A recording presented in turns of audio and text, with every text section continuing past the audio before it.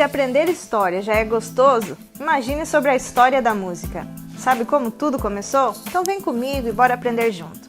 A música existe e sempre existiu como produção cultural, pois de acordo com os estudos, desde que o ser humano começou a se organizar em tribos primitivas, a música era parte integrante do cotidiano dessas pessoas. Acredita-se que a música tenha surgido há 50 mil anos atrás, onde as primeiras manifestações tenham sido feitas no continente africano, expandindo-se então pelo mundo com o dispersar da raça humana. A música possui a capacidade estética de traduzir os sentimentos, atitudes e valores culturais de um povo ou nação.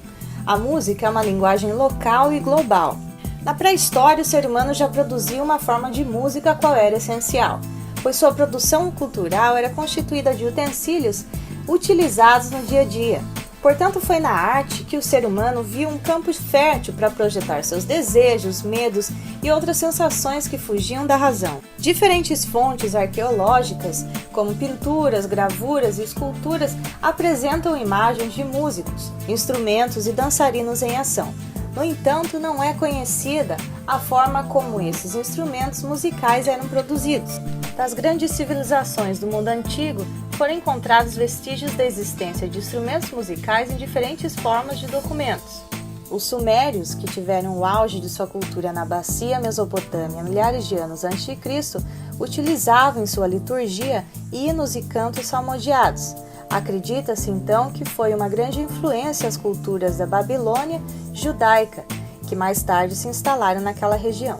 A cultura egípcia, por volta de 4.000 anos a.C., alcançou um nível elevado de expressão musical por conta de suas cerimônias religiosas, onde as pessoas utilizavam harpas, percussão, diferentes formas de flautas e também cantavam. Os sacerdotes treinavam os coros para os rituais sagrados nos grandes templos, e era de costume militar a utilização de trompetes e tambores nas solenidades oficiais.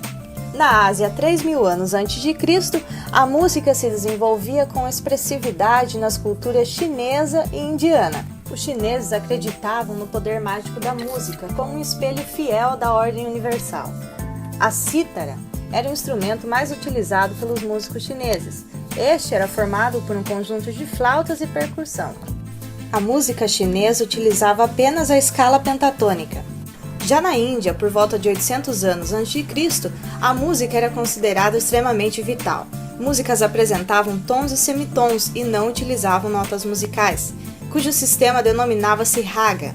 Cada raga é uma série de estruturas melódicas com motivos musicais. Segundo a tradição indiana, essas têm a capacidade de colorir a mente, trazendo um significado emocional e associações simbólicas, variando entre estações, tempo e humor. A teoria musical só começou a ser elaborada no século V a.C., na Grécia Antiga. Na Grécia, a primeira representação musical foi chamada de tetracorde. Tetracorde é uma série de 4 tons, literalmente significando 4 cordas. Refere-se originalmente a instrumentos como a harpa ou lira. Foram os filósofos gregos que criaram a teoria mais elaborada para a linguagem musical. Pitágoras acreditava que a música e a matemática formavam a chave para os segredos do mundo, que o universo cantava, e justificou a importância da música na dança, na tragédia e nos cultos gregos. É de conhecimento histórico que os romanos se apropriaram da maioria das teorias e técnicas artísticas gregas, e no âmbito da música não foi diferente. Eles nos deixaram de herança um instrumento denominado trompete reto, que também chamavam de tuba. Por volta do século V, a Igreja Católica começou a dominar a Europa, investindo nas cruzadas e outras providências, que mais tarde veio denominar Idade das Trevas, primeiro período da Idade Média, e esse foi o seu período de poder. A Igreja Católica, durante a Idade Média, ditou as regras culturais, sociais e políticas de toda a Europa. Com isto, interferiu na produção musical daquele momento.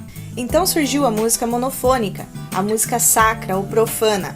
É a mais antiga que conhecemos, denominada de cantochão, porém a música utilizada nas cerimônias católicas era o canto gregoriano. O canto gregoriano foi criado antes do nascimento de Cristo, pois ele era cantado nas sinagogas e países do Oriente Médio. Por volta do século VI, a Igreja Católica fez do canto gregoriano um elemento essencial para os seus cultos.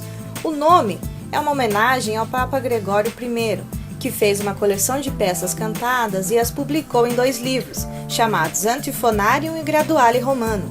No século IX começa a se desenvolver o organum, que são as primeiras músicas polifônicas com 2 ou mais linhas melódicas, e requer a adição de 1 ou mais vozes a um cantochão existente. A música polifônica atingiu o auge da sua utilização e formulação no século XIII, através da escola de Notre Dame.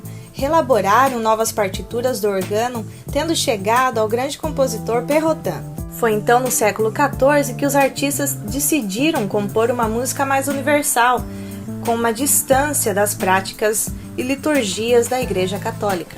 Nesse período, era muito comum cantar poemas, poesias, e surgem as seguintes músicas vocais profanas, como a frótula, o lied, o vilâncico e o madrigal. O madrigal é uma forma de composição que possui uma música para cada frase do texto, utilizando o contraponto e a imitação. Compositores escreviam madrigais em sua própria língua, em vez de usar o latim. O madrigal pode ser cantado por 2 até 4 pessoas. Um dos maiores compositores do madrigal elisabetano foi Thomas Wilkes. Foi então que surgiu a música barroca, e teve seu esplendor por todo o século XVIII. Era uma música de conteúdo dramático e muito bem elaborado.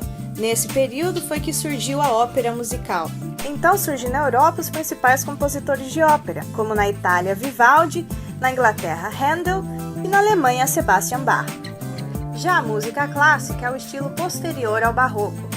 O termo clássico deriva do latim classicus, que significa cidadão da mais alta classe. Esse período da música é marcado pelas composições de Haydn, Mozart e Beethoven. E nesse período surgem diversas novidades, como a orquestra, que toma forma e começa a ser valorizada. As composições para instrumentos, pela primeira vez na história da música, passam a ser mais importantes que as compostas para canto, surgindo então a música para piano. O romantismo visou ter mais liberdade na estrutura da forma e de concepção musical, valorizando a intensidade e o vigor da emoção, revelando os pensamentos e sentimentos mais profundos. É nesse período que a emoção humana é demonstrada de forma extrema.